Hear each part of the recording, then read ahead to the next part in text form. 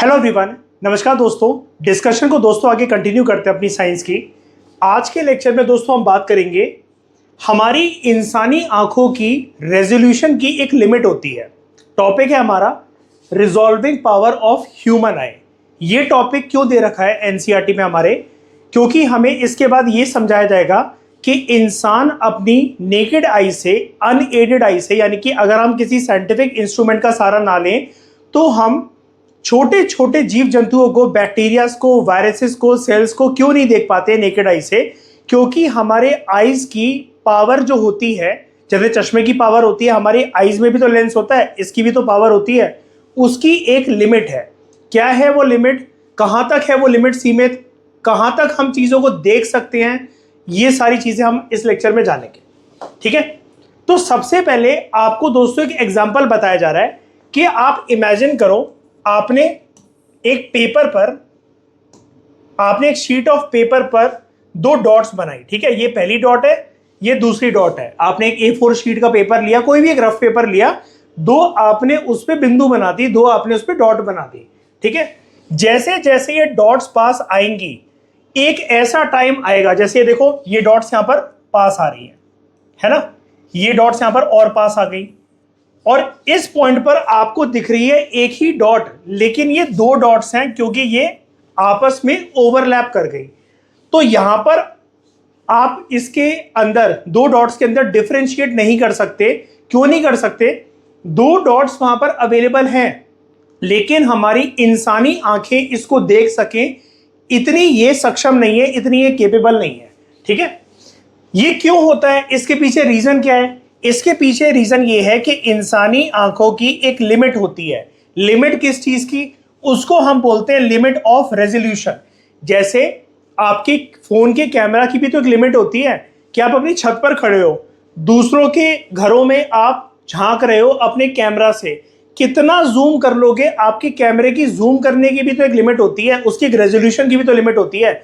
Similarly phone के camera में जिस प्रकार से लेंस होते हैं, वो एक पॉइंट पर जाकर रुक जाते हैं चीजों को मैग्नीफाई करने के लिए और अपने रेजोल्यूशन को एनलार्ज करने के लिए, क्लियर करने के लिए।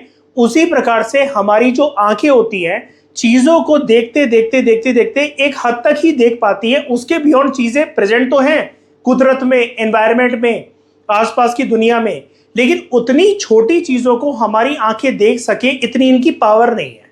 ठीक है, तो minimum distance, limit of resolution की एक डेफिनेशन है एनसीईआरटी में, पहले इसको जान लो।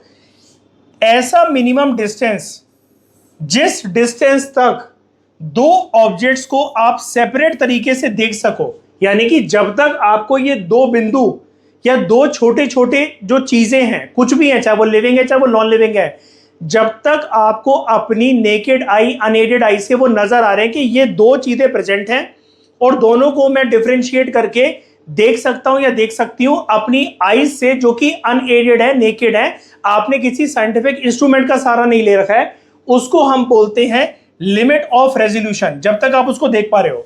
तो सवाल ये उठता है कि आप मुझसे पूछोगे, सर हमारा लिमिट ऑफ रेजोल्यूशन कितना होता है ह्यूमन आई का? हम किस हद तक छोटी से छोटी चीजों को दो डिफरेंट तरीके से ऑब्जेक्ट से, मतलब दो डिफरेंट ऑब्जेक्ट्स को मानकर हम कितनी छोटी चीजों को, कितने छोटे ऑब्जेक्ट्स को, चाहे फिर वो लिविंग ऑर्गेनिजम्स हो या नॉन लिविंग ऑब्जेक्ट्स हो, हम कहां तक उसको जूम करके देख सकते हैं, हमारी आंखें कहां तक देख सकती हैं उसको? तो आंसर है, इंसानी आंखों के लिए जो लिमिट ऑफ रेजोल्यूशन हमें ऊपर वाले ने, भगवान जी ने, खुदा ने दे रखी है, वो है 0.1 मिलीमीटर। ये जनरली इंसानों की आंखों का लिमिट ऑफ रेजोल्यूशन है। इसके बियॉन्ड मतलब अगर इससे छोटा कोई ऑब्जेक्ट होगा, ठीक है, तो आपकी आंखें उसको देखने में असक्षम हो जाएंगी, अनकेपेबल हो जाएंगी। ठीक है, इसका मतलब अगर दो ऑब्जेक्ट्स 0.1 मिलीमीटर से ज्यादा अगर क्लोज हो गए, यानी कि और छोटे लेवल पर अगर वो आ गए, तो आपको वो एक ही ऑब्जेक्ट के तौर पर नजर आएंगे। तो आई होप अब आपको इस चीज में अच्छे से क्लैरिटी मिल गई होगी कि ये जो दो डॉट्स हमने पेपर के ऊपर बनाई थी, जैसे जैसे ये पास आती गई और ये ओवरलैप कर गई, तो ये आपको एक ही डॉट क्यों दिख रही है, दो डॉट क्यों नहीं दिख रही है? बिकॉज ये 0.1 mm से, 0.1 मिलीमीटर से छोटी हो गई है। ठीक है, अब यहां पर हमें बताया जा रहा है एनसीईआरटी के अंदर नियर पॉइंट ऑफ ह्यूमन आई से अगर आप कोई चीज देखोगे तो आप 0.1 मिलीमीटर तक उसको कैप्चर कर सकते हो, और नियर पॉइंट ऑफ ह्यूमन आई होता कितना है, 25 सेंटीमीटर का।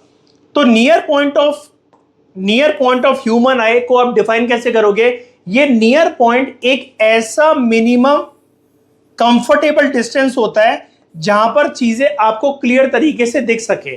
फॉर एग्जाम्पल, मुझे अपने इस स्टाइलस पेन को देखना है, ठीक है, जिससे मैं स्मार्ट बोर्ड पर लिख रहा हूं। अब मैं इसको कितना पास रख के देखूं? अगर मुझे कंफर्टेबल तरीके से देखना है, देखो देखने को तो मैं इसको यहां से भी देख सकता हूं, इतने पास लाकर भी देख सकता हूं, कैसे भी करके देख सकता हूं मैं इसको, तो मैं इसको इतने पास लाके थोड़ी ना देखूंगा। मुझे अगर कंफर्टेबल तरीके से देखना है, जैसे किताब है तो किताब में आप पूरा घुस के थोड़ी ना पढ़ने लग जाते हो, आप उसको एक मिनिमम डिस्टेंस तक रखते हो जहां पर आपकी नजरें उस चीज को ओवर फोकस तरीके से, या बहुत दूर जैसे कोई चीज होती तो आपकी आंखें ऐसी हो जाती कि यार पता नहीं क्या नजर नहीं आ रहा, और बहुत पास होंगी तो आपकी आंखों में दर्द होगा और थोड़ी देर के बाद आपके सर में दर्द होने लग जाएगा। तो एक कंफर्टेबल डिस्टेंस होना ऑब्जेक्ट्स का, चीजों का जरूरी होता है कि यार इसको मैं कितनी दूर तक मैं इसको रखूं जहां पर मैं कंफर्टेबल तरीके से इसको देख सकूं, तो वो होता है 25 सेंटीमीटर। कोई भी ऑब्जेक्ट, कोई भी वस्तु, कोई भी धातु, कोई भी जो चीज है, living organism, non living things, अगर आप उसको देख रहे हो तो कंफर्टेबल तरीके से अगर आपको उसको देखना है तो आपकी आंखों से लेकर उस ऑब्जेक्ट के बीच में लगभग 25 सेंटीमीटर का ये डिस्टेंस होना चाहिए, आपकी आंखों से लेकर इस ऑब्जेक्ट के बीच में। ओके, क्यों? क्योंकि ये मिनिमम कंफर्टेबल डिस्टेंस होता है। इससे आपकी आंखों में ऐसे नहीं होगा कि यार आपको यार बहुत बारीकी तरीके से उसको देखना पड़ रहा है, और बहुत पास आके आपकी आंखों को एक स्ट्रेन्ड फीलिंग भी नहीं आएगी, ठीक है, दुखेंगी नहीं आपकी आंखें। नॉर्मल ह्यूमन आई के लिए 25 सेंटीमीटर एक नियर पॉइंट ऑफ ह्यूमन आई होता है। इस डिस्टेंस पर दो ऑब्जेक्ट, यानी कि अगर 25 सेंटीमीटर नियर विजन है और वहां मेरी आंखों से होते हुए 25 सेंटीमीटर तक दो ऑब्जेक्ट रखे हुए हैं जिनका साइज है 0.1 mm, तब तक मेरी आंखें उसको दो अलग अलग ऑब्जेक्ट्स के तौर पर देख लेंगी। यानी कि इस पेपर पर अगर मैंने पॉइंट बना रखे हैं तो यहां से मेरी आंखों से लेकर ये स्मार्ट बोर्ड पर ये जो दो पॉइंट्स बन रखे हैं, तो ये 25 सेंटीमीटर तक का अगर डिस्टेंस है उसको देख पा रही है आंखें, और 0.1 mm तक के वो पॉइंट्स हैं, जब तक वो ओवरलैप नहीं हो रहे हैं तब तक मेरी आंखें उसको देख पा रही हैं, ठीक है। तो अगर हम, कहने का मतलब ये है, अगर हम 25 सेंटीमीटर दूर अपनी आंखों से रखकर किसी भी वस्तु को, किसी भी ऑब्जेक्ट को देखें, और ये 25 सेंटीमीटर क्या है, ये हमारा नियर पॉइंट है ह्यूमन आई का, तो हम दो ऑब्जेक्ट्स अगर पड़े भी हुए हमारी आंखों से 25 सेंटीमीटर दूर, चाहे भले ही वो 0.1 mm के है, लेकिन दोस्तों रूल यही है 0.1 mm ही मैक्सिमम आंखों का रेजोल्यूशन लिमिट है, ठीक है। तो आप उसको अलग अलग तरीके से देख लोगे, डिस्टेंट मतलब डिस्टिंग्विश करके उसको देख लोगे कि ये चीज अलग है, ये चीज अलग है, ठीक है। अदरवाइज अगर उससे ज्यादा वो क्लोज हो गए और ये जो पॉइंट का जो साइज है 0.1 mm से कम अगर हो गया तो आपकी आंखें फिर उसको नहीं देख पाएंगी, ठीक है। तो एट 25 सेंटीमीटर, ठीक है, जो कि नियर पॉइंट है ह्यूमन आई का, वहां पर दो ऑब्जेक्ट्स को सेपरेट करके आपकी आंखें देख सकती हैं, अगर भले ही उस ऑब्जेक्ट का साइज 0.1 mm का है, ठीक है, तो आपको वो दो पॉइंट सेपरेट होकर नजर आएंगे, अदरवाइज वो आपको एक ही पॉइंट लगेंगे। तो हमारी आईज जो है वो बहुत ही ज्यादा अमेजिंग है, लेकिन भगवान ने उसकी भी एक लिमिट दे रखी है, ठीक है। तो हमें इसको अप्रिशिएट करना चाहिए क्योंकि भगवान ने हमें नजरें दे रखी हैं और हम दुनिया में बहुत सारी चीज़ों को अपनी नेकेड आई से देख पाते हैं। वो अलग बात है कि कुछ लोग गेमिंग वगैरह के चक्कर में, यूट्यूब में कुछ लोग होते हैं यूट्यूब के शॉर्ट्स में इतने ज़्यादा घुसे रहते हैं कि उनको चश्मा लगने के चांसेस बढ़ जाते हैं, ठीक है। अब हम बात करते हैं Robert Hooke and discovery of cell. एक साइंटिस्ट था जिसने सबसे पहले सेल को ऑब्जर्व करा था अपने खुद के बनाए हुए माइक्रोस्कोप से। जैसा कि अभी हम बात कर रहे थे, जो 0.1 mm से छोटी जो चीज़ें हैं हमारी आईज दोस्तों उसको कैप्चर नहीं कर पाती हैं। तो साइंटिस्टों को ये कैसे पता लगा कि अगर दुनिया में इससे छोटी कोई चीजें हैं और अगर हमें उसको ऑब्जर्व करना है, हमें उसको अगर मैग्नीफाई करना है, उस छोटे से पॉइंट को जिसका साइज 0.1 mm से भी कम है, जैसे सेल्स, बैक्टीरिया, माइक्रो ऑर्गेनिजम्स, कुछ वायरसेस, इनको अगर एनलार्ज फॉर्म में अगर हमें देखना है तो उन्होंने एक साइंटिफिक डिवाइस का इन्वेंशन करा जिसको हम बोलते हैं माइक्रोस्कोप। ठीक है, इन सब चीजों के बारे में दोस्तों जानते हैं। तो सबसे पहले हमसे सवाल ये पूछा गया है कि हम बहुत सारी चीजों को, जैसे सेल्स, उसको हम नेकेड आई से क्यों नहीं देख पाते हैं। सेल जो होता है उसका साइज दोस्तों बहुत ही ज्यादा छोटा होता है, जिसको हमारी अनएडेड या नेकेड आई देखने में इनकेपेबल होती है, असक्षम होती है। ठीक है, क्योंकि ज्यादातर जो सेल्स है, अभी हमने बात करी थी ना, इसलिए मैंने आपको ये वाला टॉपिक समझाया था, रेजोल्यूशन लिमिट का, लिमिट ऑफ रेजोल्यूशन का, और हमारा नियर पॉइंट ऑफ ह्यूमन आई का। ठीक है, तो वहां पर जो फैक्ट था 0.1 mm, वो आपको यहां पर काम आएगा। ज्यादातर जो सेल्स है उनका साइज 0.1 मिलीमीटर से भी कम होता है। ठीक है, तो हमारी आईज नॉर्मली उन सेल्स को नहीं देख पाती हैं विदाउट साइंटिफिक इंस्ट्रूमेंट्स। अब इससे एक इंपॉर्टेंट सवाल ये खड़ा होता है कि कैसे सेल बायोलॉजिस्ट ने इतिहास में, हिस्ट्री में ऐसे सेल्स के, जिसको ऐसे सेल्स मतलब जिसको हम नेकेड आई से देख ही नहीं सकते हैं, ऐसे सेल्स के स्ट्रक्चर को स्टडी करा, उनके फंक्शंस को स्टडी करा, जहां पर जिसको देखने के लिए हमारी ह्यूमन आई का एक लिमिट ऑफ रेजोल्यूशन है कि उसके बियॉन्ड वो देख ही नहीं सकते। तो आंसर इज, उन्होंने इन्वेंशन करी एक साइंटिफिक डिवाइस की, जिसके थ्रू वो छोटी से छोटी चीज मैग्नीफाई होकर, बहुत एनलार्ज उसकी इमेज होकर, वो बड़ी होकर दिखेगी, जिसको फिर आराम से ह्यूमन बींग्स स्टडी कर सकते हैं अंडर लेबोरेटरी कंडीशंस। और उस डिवाइस का नाम था, उस साइंटिफिक इन्वेंशन का नाम था माइक्रोस्कोप। ठीक है, तो यहां पर साइंटिस्टों को ये जो सेल्स को स्टडी करना था या ऐसी चीजों को जानना था, एक्सप्लोर करना था, बेसिकली उनके अंदर जो क्यूरियोसिटी थी कि कुदरत में जो चीजें मिलती हैं जिनका साइज 0.1 mm से भी कम है, जैसे बहुत सारे सेल्स, हम उसको कैसे स्टडी करें और उसकी इमेज को बड़ा कैसे करें। तो उसका आंसर लाया करता है in the concept of magnification. Scientist ने छोटे छोटे ऑब्जेक्ट्स को मैग्नीफाई करा through the process of magnification. और ऑब्वियस सी बात है, मैग्निफिकेशन लेंस की मदद से होता है, और जो लेंस एक साइंटिफिक डिवाइस के अंदर इंसर्ट करे जाते हैं, जो कि है माइक्रोस्कोप। लेकिन पहले यहां पर आपको मैग्निफिकेशन का कॉन्सेप्ट बताया जा रहा है। मैग्निफिकेशन का मतलब ये होता है कि एक जो छोटा ऑब्जेक्ट है, बहुत छोटा कोई ऑब्जेक्ट है, ऑब्जेक्ट का मतलब दोस्तों मैंने आपको साइंस में पहले भी बताया था, यहां पर हम किसी वस्तु की, किसी ऑब्जेक्ट की, नॉन लिविंग ऑब्जेक्ट की बात नहीं कर रहे हैं। होने को नॉन लिविंग ऑब्जेक्ट भी हो सकता है, लेकिन लिविंग क्रिएचर्स को भी, माइक्रो ऑर्गेनिजम्स को भी साइंस के अंदर हम ऑब्जेक्ट ही बोलते हैं। ठीक है, तो उसका साइज जो है वो थोड़ा सा बड़ा होकर हमें दिखे उनके एक्चुअल साइज से। एक्चुअल साइज तो देखो, अगर हम उसको देखने जाएंगे हमारी नेकेड आई से देखेगा ही नहीं, तो हमें उसकी एनलार्ज इमेज चाहिए। ठीक है, ये कैसे करा जाता है? ये करा जाता है with the help of microscope. और माइक्रोस्कोप में ये वाला काम 3 इसके इंपॉर्टेंट जो पार्ट्स होते हैं वो करते हैं। एक कॉन्वेक्स लेंसेज जो कि माइक्रोस्कोप के अंदर होते हैं, ऑब्जेक्टिव लेंस ये भी माइक्रोस्कोप के अंदर होते हैं, और आई पीसेस जहां से आप बेसिकली उसको देखोगे। ठीक है, तो कॉन्वेक्स लेंस जो माइक्रोस्कोप में लगे रहते हैं, उससे होता क्या है, हमें वो इमेज, सवाल ये उठता है ना कि यार कोई भी जैसे माइक्रो ऑर्गेनिज्म या सेल को मैं स्टडी कर रहा हूं तो उसकी इमेज बड़ी कैसे हो गई। कॉन्वेक्स लेंस के अंदर ऐसी क्या क्षमता होती है, ऐसी क्या पावर होती है कि वो इमेज को बड़ी करके दिखा देता है। ठीक है, देखो कॉन्वेक्स लेंस से जब भी लाइट पास आउट होती है, ठीक है, कॉन्वेक्स लेंस मतलब जैसे ये चम्मच है, चम्मच का ये वाला साइड है, आप इससे खाते हो, है ना, इसकी जो पीछे वाली जो साइड है, जो बल्जिंग पॉइंट है इसका, वो आपका कॉन्वेक्स लेंस है। तो आप ऐसा समझो, देखो यहाँ पर ये बना भी हुआ है, ये बल्जिंग पार्ट है, ये कॉन्वेक्स लेंस है। ठीक है, कॉन्वेक्स लेंस से जब भी कोई लाइट अंदर एंटर होती है तो वो अंदर की तरफ बेंड कर जाती है। जैसे यहां से लाइट पास हुई, अंदर आ गई, लाइट पास हुई, अंदर आ गई, और यहां से जितनी भी लाइट पास होंगी तो वो आ रही है डिफरेंट डायरेक्शन से, लेकिन कॉन्वेक्स लेंस के अंदर एंटर करते हुए वो अंदर की तरफ बेंड हो जाती है, एक पॉइंट पे मर्ज होने की कोशिश करती है।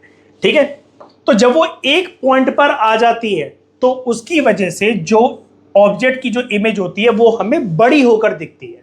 ठीक है, तो माइक्रोस्कोप के अंदर जो एक साइंटिफिक इंस्ट्रूमेंट होता है, ऐसे टाइनी ऑब्जेक्ट्स को एनलार्ज करने के लिए, उनको मैग्नीफाई करने के लिए, उनके रेजोल्यूशन को बढ़ाने के लिए, उसके अंदर बड़े सारे कॉम्बिनेशन के कॉन्वेक्स लेंसेज यूज करे जाते हैं एक साथ, ताकि हम छोटे छोटे ऑब्जेक्ट्स को मैग्नीफाई कर सकें, ताकि उनका साइज हमें और उनकी इमेज हमें बड़ी दिखे और विजिबल फॉर्मेट के अंदर दिखे, क्योंकि हमारी आईज इतनी केपेबल नहीं है कि वो मतलब विजिबिलिटी ही नहीं है हमारी आईज के अंदर, क्योंकि there is a limit of resolution.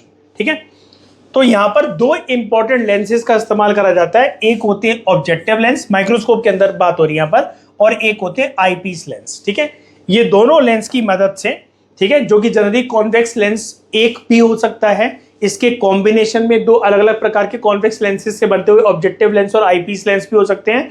वो नॉर्मल लाइट को यूज करते हैं, वो लाइट जैसे ही कॉन्वेक्स लेंस से पास होती है अंदर की तरफ बेंड कर जाती है, एक पॉइंट पर टकराती है जो कि उसका फोकल पॉइंट होता है, और वहां पर हमें जो किसी भी चीज का जो साइज, जो इमेज होता है, जो उसका रेजोल्यूशन होता है, वो हमें मैग्नीफाइड फॉर्म में, एक एनलार्ज फॉर्म में नजर आता है। ठीक है, तो यहां पर अगर हम एक लाइट माइक्रोस्कोप, ठीक है, जो जिसकी रेजोल्यूशन लिमिट ठीक ठाक होती है, बहुत ज्यादा पावरफुल माइक्रोस्कोप ये नहीं होते हैं, ये स्कूल लेबोरेटरीज में यूज होते हैं, अभी हम थोड़ी देर में पढ़ेंगे स्कूल लेबोरेटरी वाली चीज। तो लाइट माइक्रोस्कोप के स्ट्रक्चर में, ये आपकी एनसीईआरटी में गिवन है, इसकी लेबलिंग गिवन है, तो इसके सारे पार्ट्स को आप पहले समझ जाओ। ये होता है दोस्तों आईपीस।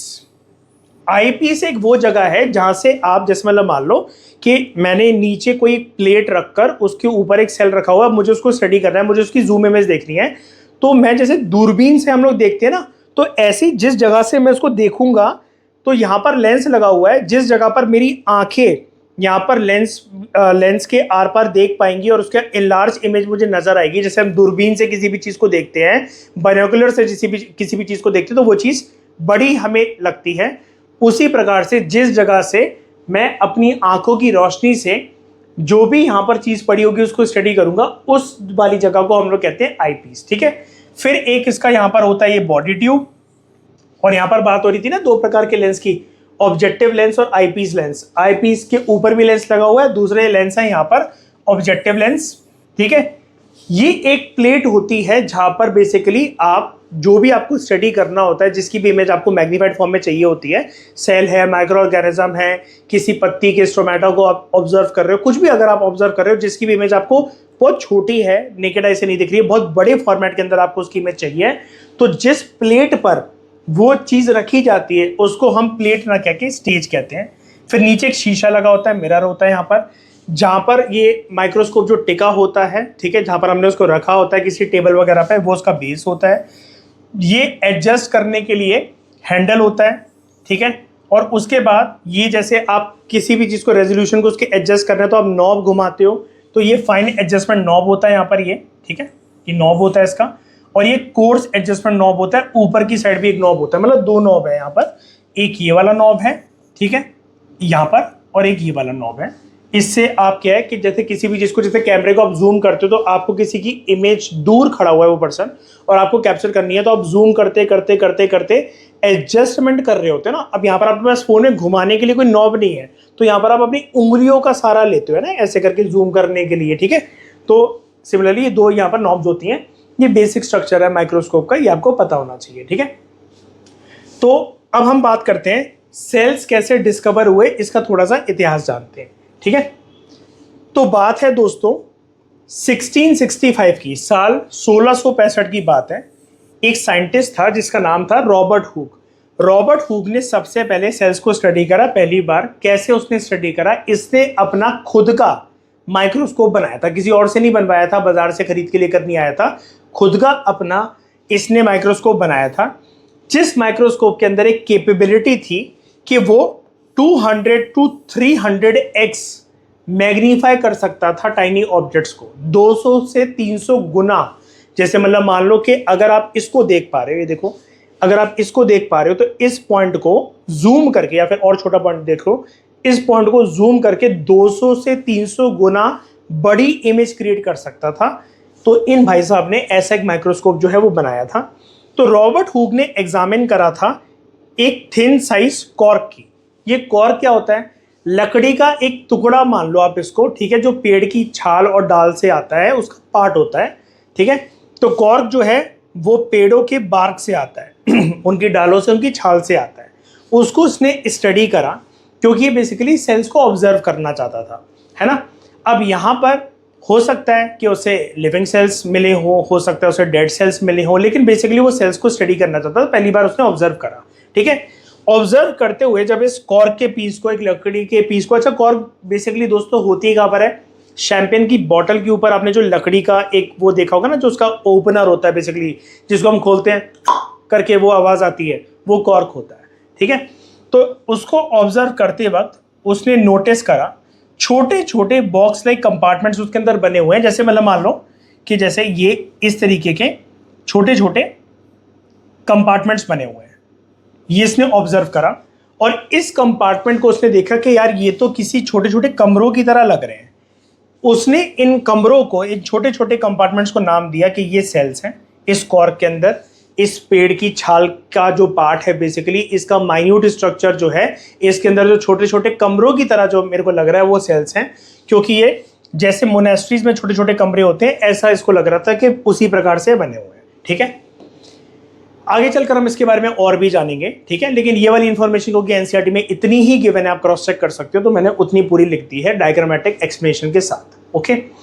अब दोस्तों मैं आपको बता रहा था कि लाइट माइक्रोस्कोप जो होता है वो इतना पावरफुल माइक्रोस्कोप नहीं होता, ठीक है, लेकिन फिर भी हमारे स्कूल वगैरह के अंदर वो यूज़ करा जाता है। ज़्यादा उसकी रेजोल्यूशन पावर तो नहीं होती है, 10x to 40x कर लेता है। अब जैसे रॉबर्ट हुक वाले को ही देख लो, 1665 ने इन भाई साहब ने साल 1665 के अंदर एक ऐसा माइक्रोस्कोप बनाया जिसकी रेजोल्यूशन लिमिट थी 200 से 300x, 200 to 300x। हमारे स्कूल में आज के समय में 21st सेंचुरी में जो माइक्रोस्कोप यूज होता है उसकी रेजोल्यूशन लिमिट सिर्फ 10x to 40x होती है। लेकिन स्टूडेंट्स को स्टडी वगैरह करवाने के लिए बेसिक चीक सेल्स वगैरह और ये जो प्लांट्स के स्टोमेटा वगैरह होते हैं, इतना काफ़ी होता है, इतना रेजोल्यूशन, ठीक है। तो लाइट माइक्रोस्कोप जो है उसकी मदद से हम ऑब्जेक्ट्स को ऑब्जर्व कर पाते हैं। और यहाँ पर भी अलग अलग ऑब्जेक्टिव लेंसेज लगे होते हैं जिनकी अलग अलग रेजोल्यूशन पावर होती है, ठीक है। ये स्कूल लेबोरेटरीज में जनरली यूज करे जाते हैं जिनकी रेजोल्यूशन पावर होती है 10x या 40x, ताकि हमें एक बेटर मैग्निफिकेशन और रेजोल्यूशन मिल सके। अच्छा, इससे वाले जो एडवांस माइक्रोस्कोप्स होते हैं, ठीक है, उनको हम दोस्तों, मैंने आपको पहले भी बताया था, उनको हम कहते हैं इलेक्ट्रॉन माइक्रोस्कोप्स, ठीक है, उनको हम कहते हैं इलेक्ट्रॉन माइक्रोस्कोप्स। ये और ज़्यादा पावरफुल होते हैं, ठीक है। तो 10x और 40x तक ये कर पाते हैं रेजोल्यूशन, इनकी मैग्निफिकेशन पावर ये होती है, ठीक है। इनमें होता क्या है, हम कोई भी चीज़ को देख कैसे पाते हैं, लाइट माइक्रोस्कोप्स जो होते हैं, ठीक है, अगर उसके थ्रू हमें किसी भी माइक्रोस्कोपिक ऑब्जेक्ट जैसे सेल्स, बैक्टीरिया, वायरस, प्लांट्स के अंदर जो सेल्स हैं, स्टोमेटास वगैरह, अगर इनको अगर हमें स्टडी करना है, ठीक है, तो ये विजिबल लाइट का इस्तेमाल करते हैं। विजिबल लाइट मतलब नेचुरल लाइट जो आसपास आ रही है उसका इस्तेमाल करते हैं, और ग्लास लेंस का यहाँ पर यूज़ करा जाता है, ठीक है। तो आई होप यहाँ पर हमारा कुछ भी बाकी नहीं रह गया डिस्कस करने को। यस, हमारा पूरा यहाँ पर सब कुछ डिस्कस हो चुका है। अब यहाँ पर एक चीज़ लिखी हुई है, मैग्निफिकेशन जो है ये हमें मदद करता है कि अगर हम सोचो ज़रा, माइक्रोस्कोप अगर इन्वेंट ही नहीं हो पाता, हम चीज़ों को मैग्नीफाई नहीं कर पाते, तो जो इनविजिबल वर्ल्ड है सेल्स का, मतलब सेल्स शुरू से एग्जिस्ट करते हैं दुनिया में, है ना, जैसे हीट लविंग बैक्टीरिया, तो या फिर कोई भी सेल्स वगैरह है वो दुनिया में शुरू से एग्जिस्ट कर रहे हैं, बैक्टीरियाज, माइक्रो ऑर्गेनिजम्स वगैरह, जिसको हम नेकेड आई से नहीं देख सकते नॉर्मली। अगर माइक्रोस्कोप्स जैसी चीज़ इन्वेंट नहीं होती या मैग्नीफिकेशन के ऊपर कभी कोई दुनिया में काम नहीं करता, कॉन्वेक्स लेंसेज वगैरह जो है इनका निर्माण नहीं होता, तो ये जो दुनिया है इनविजिबल सेल्स की हमसे हमेशा के लिए छुप जाती। तो यहाँ पर इस चीज़ के ऊपर पहला कदम जो रखा था वो रॉबर्ट हुक भाई साहब ने रखा था, और इसके बाद पूरी दुनिया में जो इनविजिबल क्रिएचर्स हैं, इनविजिबल इन द सेंस कि जिसको आंखें, हमारी इंसानी आंखें नेचुरल तरीके से नहीं देख सकती हैं, उसकी दुनिया का एक दरवाज़ा खुला, उसका एक राज खुला, जिससे हम बहुत सारी चीज़ों को ऑब्जर्व कर पाए अंडर लेबोरेटरी कंडीशंस। और भी जानेंगे दोस्तों इस चैप्टर के बारे में, बहुत बढ़िया बढ़िया चीज़ें। इस डिस्कशन में दोस्तों फिलहाल लेते हैं। Thank you very much for discussion.